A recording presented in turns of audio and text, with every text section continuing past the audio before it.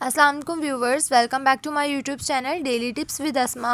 आज की इस वीडियो में हम आपको बताएंगे शारिक नाम के बारे में अनोखी और दिलचस्प मालूमात। शारिक नाम का शुमार लड़कों के नामों में होता है। शारिक एक इस्लामी नाम है। शारिक नाम की इब्तिदाई तारीख फ़ारसी ज़बान से निकलती है। शारिक नाम के अफराद के लिए खुशकिस्मत नंबर 9 माना जाता है। माहिरीन के मुताबिक शारिक नाम के लड़के बहुत शरीफ होते हैं।